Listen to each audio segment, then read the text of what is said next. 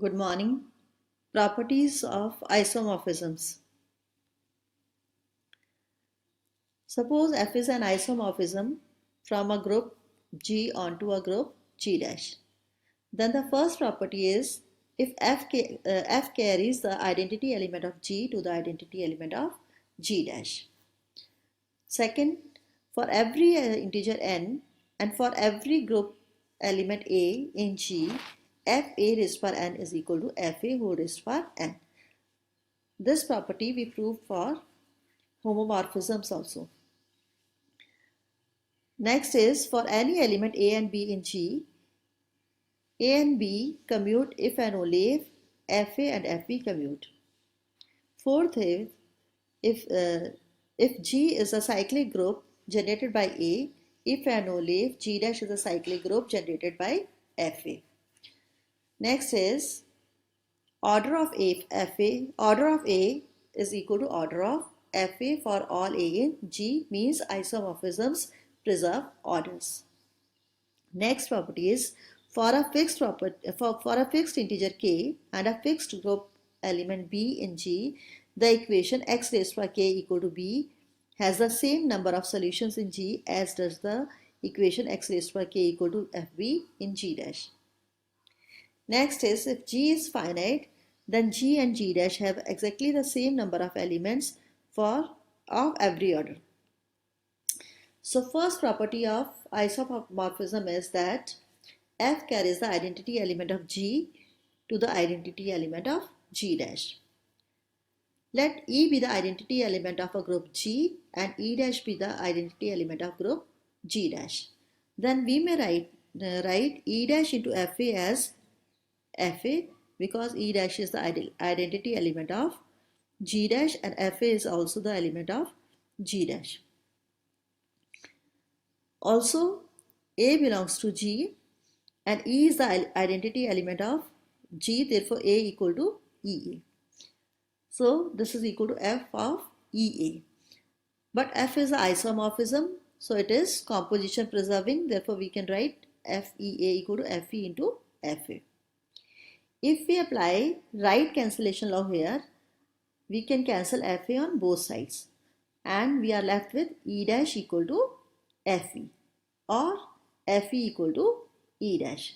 It means F carries the identity of G, the E is the identity of G to identity of G dash. E dash is the identity of G dash. Now next property is for every integer n and for every group element A in G, F raised to power n is equal to Fa whole raised to power n. Suppose first that n is a positive integer greater than 0. We will use the principle of mathematical induction to prove the result for the positive integers. Suppose n is equal to 2. N equal to 2 means f of, we substitute n equal to 2 here, f of a square is equal to fa, if we put n equal to 2 here, fa whole square. So f of a square is equal to f of a into a. A square can be written as a into a. It means this is equal to fa into fa because f is isomorphism and it is composition preserving. So we may write faa equal to fa into fa. And fa into fa is nothing but fa whole square. So we have proved this result for this result is clearly true for n equal to 2. If we substituted n equal to 2, we had f of a square equal to f of a whole square. So this result is true. This result is true for n equal to 2. Now we assume that this result is true for n equal to k. It means f of a raised to power k is equal to fa whole raised to power k. Now we will show that this result is true for n equal to k plus 1. So f of a raised to power k plus 1 is equal to f of ak into a. A raised to power k plus 1 can be written as a raised to power k into a. And this is equal to f of a raised by k into fa, because f is composition preserving and f is a isomorphism. And f of a raised by k is equal to fa whole raised by k, because we have assumed the result for n equal to k. For n equal to k, f of a raised by k is equal to fa whole raised by k. So fa raised by k can be written as fa whole raised by k, and this is fa. And fa whole raised by k into fa is nothing but fa raised by k plus 1. So if n is so we have proved the result for n equal to k plus 1. It means if the result is true for n equal to 1, and if we assume the result to be true for k plus for n equal to k and prove it to be true for n equal to k plus 1, then by the principle of mathematical induction, the result is true for every integer n, for n greater than 0, which we have assumed here. So it means for every positive integer n, f of a raised by n is equal to fa whole raised by n. If n is negative, then minus n is positive. It means if we use first property states that isomorphism carries identity element of G to identity element of G dash. It means Fe equal to E dash or E dash equal to Fe. But E can be written as f of G raised per n into G raised per minus n. If G is the element of G, then G raised per n also belongs to G, and its inverse also exists in G. So this may be written as G raised per n into G raised per n minus n. But f is a isomorphism and is composition preserving, therefore f of G raised per n into f of G raised per minus n. But minus n is a positive integer. Therefore, and we have proved the result for positive integer that if n is a positive integer, then f of a raised per n is equal to fa whole raised per n.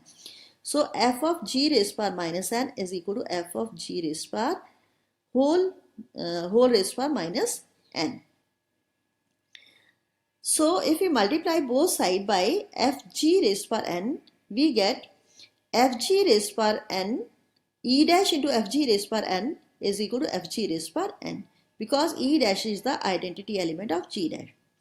Also, if we multiply by fg raised per n here, then fg raised per minus n into fg raised per n is the identity element, because fg is the element of g dash and g dash is a group, so every element of group possesses its inverse. So fg minus n into fgn is equal to identity element, because fg minus n is the inverse of fg raised per n. So here we have identity element. So fg raised per n into identity element is fg raised per n. So fg whole raised per n is equal to fg raised per n. So the result is true for negative integers also. Now for n equal to 0. Here the operation is multiplication. So multiplicative identity is nothing but 1. So if we put n equal to 0 here, it means a raised per 0 is 1. If we put fa raised per n, if n is 0, then fa raised per 0 is 1. So it reduces to f1 equal to 1. Because since the operation is multiplication, 1 is the unit element of g and 1 is also the unit element of g dash. It holds as f carries the identity of g to the identity of g dash. So this is the result when operation is multiplication. If the group operation is addition, then this property can be rewritten as f of na is equal to n fa. F of na means f of a plus a plus a n times. NFA means fa plus fa plus fa n times. So f na equal to n fa.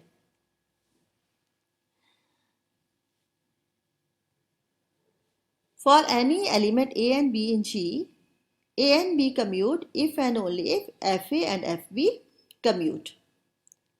Let A and B commute in G. It means AB is equal to BA. Here A and B are elements of G, and G is a group. It means AB also belongs to G because G is closed under the given operation. And BA also belongs to G because closure axiom is satisfied in G, because B and A are also element of G. Because AB is equal to BA, this is possible only if f of AB equal to f of BA, because f is 1, 1. Since f is an isomorphism, so it must be 1, 1. And this is possible if and only if FA into FB is equal to FB into FA, because isomorphism preserves group operation. So FAB is equal to FA into FB, FBA equal to FB into FA. It means FA and FB commute. So if A and B are elements of G, then A and B commute if and only if FA and FB commute. Now, G is a cyclic group generated by A if and only if G dash is also a cyclic group generated by FA. Let G be a cyclic group generated by A. I have denoted by writing A within the round bracket. It means it is a cyclic group generated by A. Now, by closure property, FA, cyclic group generated by FA, is a subset of G dash. Because F is onto, for any element B in G dash, there is an element A raised per K in G such that F of A raised per K equal to B. This is by the property of isomorphism, because if F is isomorphism, then F is onto. And elements in G are generated by A, therefore elements of G are of the form A square, A cube, A4 and so on. So F A raised per K equal to B means B equal to F raised per F of AK, and this F A raised per K is equal to F A whole raised per K, because we have proved that for every integer n, F A raised per n is equal to F A whole raised per n. So F A raised per K is equal to F A whole raised per K. And it means B belongs to cyclic group generated by FA, because elements of cyclic group FA are FA square, FA whole cube, FA whole raised by 4 and so on. It means G dash is a subset of cyclic group FA, because B was the element of G dash and we have proved that B is an element of cyclic group FA. It means G dash is a subset of FA. But we have already proved that FA is a subset of G dash. It means if A is a subset of B, B is a subset of A, this is possible only if A equal to B. So FA is a subset of G dash is a subset of cyclic group FA. It means G dash is equal to cyclic group generated by FA. Now suppose that G dash is a cyclic group generated by FA. Now clearly, cyclic group generated by A is a subset of G by the closure axiom. And cyclic group generated by A is nothing but A square, A cube and so on. For any element B in G, we have FB belonging to FA. Cyclic group generated by FA, because F is onto. So for some integer K, we must have FB equal to FA raised to whole K, because elements of cyclic group FA are of the form FA square, FA whole cube, FA whole 4 and so on. So FB will be equal to FA whole raised to K, and this is equal to FA raised to K, because F is an isomorphism and we have proved the result that FA raised to n is equal to FA whole raised to n. So FB is equal to FAK means B equal to AK, because F is 1, 1 being an isomorphism. It means G is a subset of cyclic group generated by A. And we have already shown that cyclic group A is a subset of G. It means cyclic group A is equal to G, because if A is a subset of B, then B is a subset of A. So this property states that isomorphism to cyclic groups take generator to generator. Here generator is A, here generator is Fa. A is a generator of G, cyclic group G, and Fa is a generator of cyclic group G dash. So homomorphism takes generator of G to generator of G dash. Now next property is order of A is equal to order of Fa for all A in G. And this property means that isomorphism preserves order. Whatever be the element of A in G, same will be the order of its image in G dash. Let E be the identity of G, and this means Fe is the identity of G dash, because by first property isomorphism takes identity of G to identity of G dash. Let the order of A be finite. Suppose the order of A is n. It means by the definition of order of an element that A raised to power n is equal to E. And it means f of A raised to power n equal to Fe, because f is 1, 1. And this implies Fa whole raised to power n is equal to Fe, because f is an isomorphism, and we have proved that f of A raised to power n equal to Fa whole raised to power n. So Fa raised to power n equal to Fa whole raised to power n.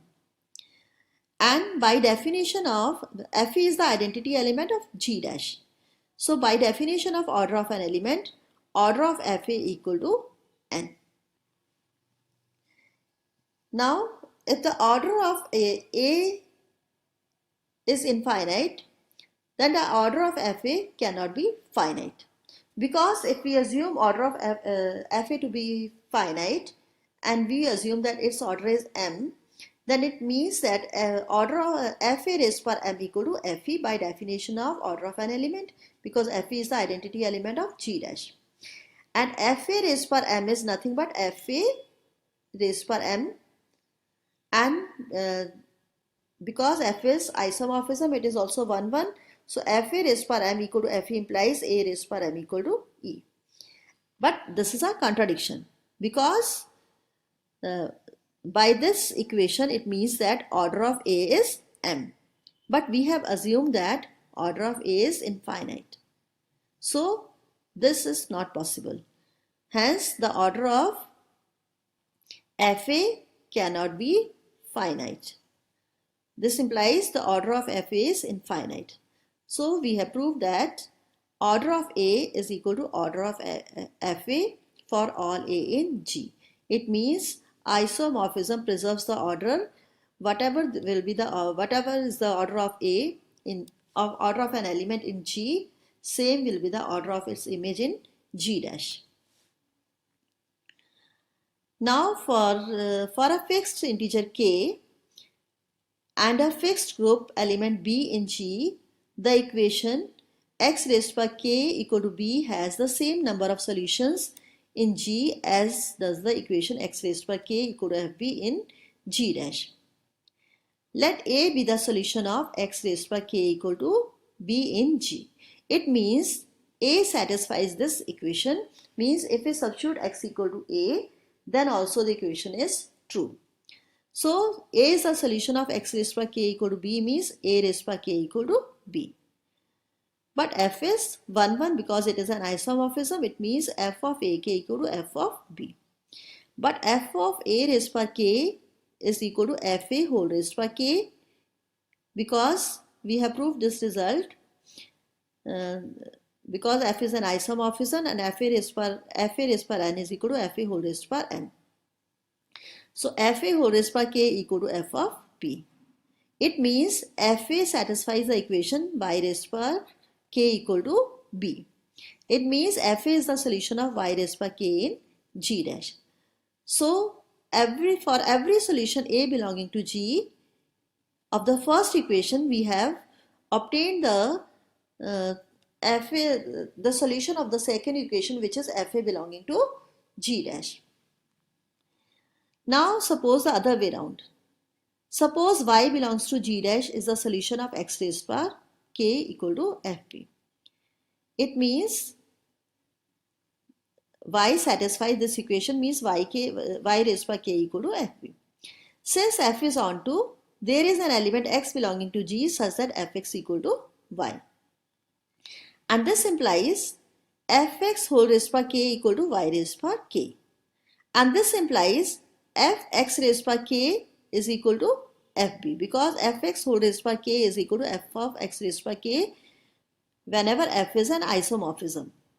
And this implies xk equal to b since f is 1, 1. fx raised by k equal to fb implies x raised by k equal to b. It means if y belonging to G dash is the solution of second equation, then x belonging to G is the solution of first equation. So for every element y belonging to G dash, we have obtained the solution x belonging to G of first equation. Because f is 1 to 1, we have as many x as y, and the number of solution of the two equations are equal. So this property is also very important from the point of view that it is useful in proving that two groups are not isomorphic. Suppose, for example, we consider C star and R star. C star means we have excluded the zero element of C. C means set of complex numbers from the set.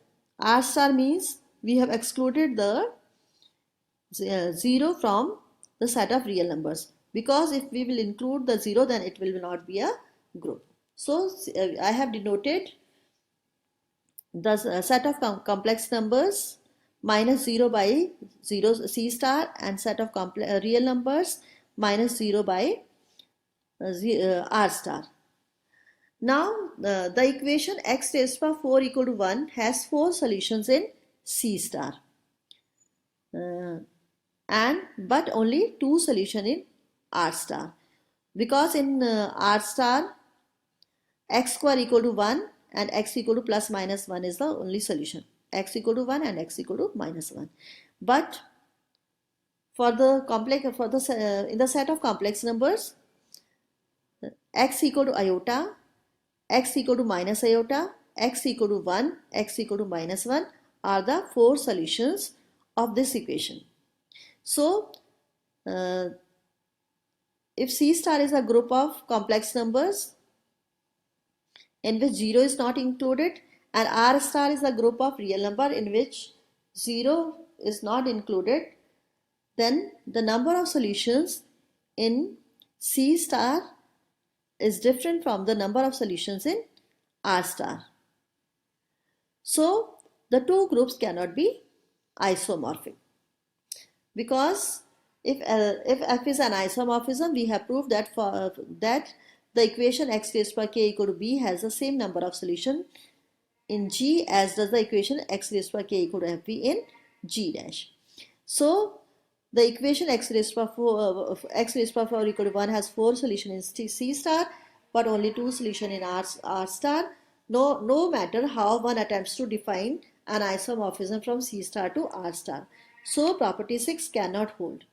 Hence no isomorphism exists between the two, because the equation x raised by 4 has different number of solutions in each group. So next is, if G is finite, then G and G dash have exactly the same number of elements of every order. Proof of this equation for this property follows using the property 5, which states that isomorphisms preserves order, that is, order of A is equal to order of FA for all A in G. This can be proved easily. Now the properties of isomorphism acting on groups. Suppose that F is an isomorphism from a group G onto group G dash. Then F inverse is also an isomorphism from G dash to G dash onto G. Here word is onto. G is abelian if and only if G dash is abelian. G is cyclic if and only if G dash is cyclic. If K is a subgroup of G, then Fk equal to Fk such that K belongs to K is a subgroup of G dash. Now first property is F inverse is an isomorphism from G dash to onto G. Since F is 1 to 1 and onto, for every y belonging to G dash, there is an unique x belonging to G such that Fx equal to y. And it means x is equal to F inverse y, means F inverse y equal to x. Because x is equal to y and then F inverse y equal to x, it means F inverse is also 1 to 1. Also F inverse of Fx is equal to x. So it means F is also onto. So now we have shown that F is 1, 1 as well as onto. Now we need to show the homomorphism property of F inverse, that is F inverse AB is equal to F inverse A into F inverse B. Let Fx is equal to A. So F inverse A equal to x. Let Fy equal to B. So F inverse B equal to y. Then substituting for A and B, we get F inverse AB equal to F inverse Fx into Fy. And Fx into Fy means Fxy. Because F is an isomorphism and it is composition preserving. And F inverse F of xy means F inverse F of xy, and this is equal to xy because F inverse F is the identity element. So it means x is equal to F inverse A and y is equal to F inverse B. So this is equal to F inverse A into F inverse B. Therefore, F inverse is an isomorphism from G dash to G. Now G is abelian if and only if G dash is abelian. Let A and B belongs to G. Since G is abelian, it means AB equal to BA for all AB belonging to G. And this is possible if and only if F of AB equal to F of BA, because F is 1, 1. AB is the element of G, BA is also the element of G because G is closed under the given group operation. So AB equal to BA is possible if and only if F of AB equal to F of BA. F is 1, 1. And it means F of A into F of B is equal to F of B into F of A, because F preserves isomorphism.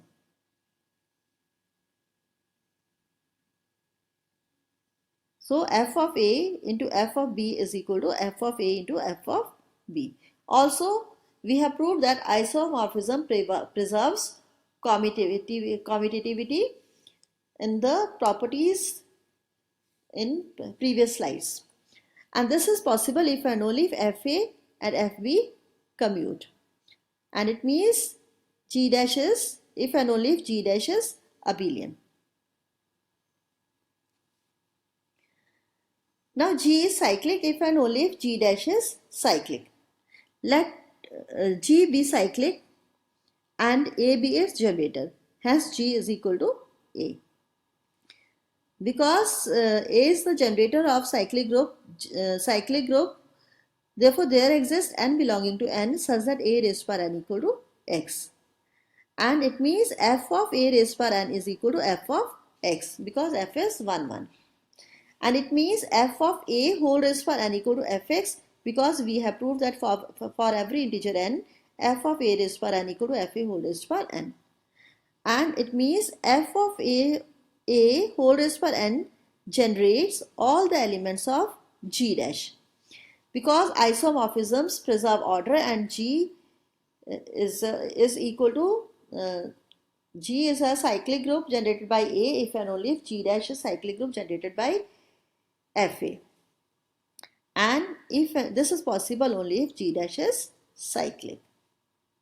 Now the last property is if K is a subgroup of G, then Fk equal to Fk, where K is the element of capital K is a group here. So, in fact, it is a subgroup of G, is a subgroup of G dash.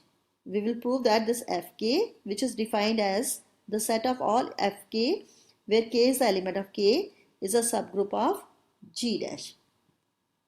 Because K is a subgroup of G, therefore it must contain an identity element.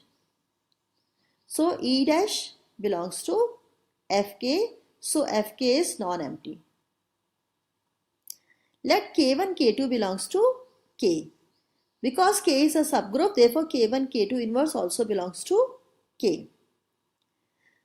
And by the definition of Fk, because K1, K2 are elements of K, therefore Fk1 and Fk2 are elements of Fk. Therefore Fk1, Fk2 belongs to Fk. Because K2 inverse belongs to K, because K is a subgroup, therefore it possesses inverse of each of its elements. Therefore F of K2 inverse belongs to Fk. So Fk1 into Fk2 inverse is equal to Fk1 K2 inverse, and K1 K2 inverse is the element of K, therefore Fk1 K2 inverse belongs to Fk. This implies Fk is a subgroup of G dash. So results proved in previous slide show that isomorphic groups have many properties in common.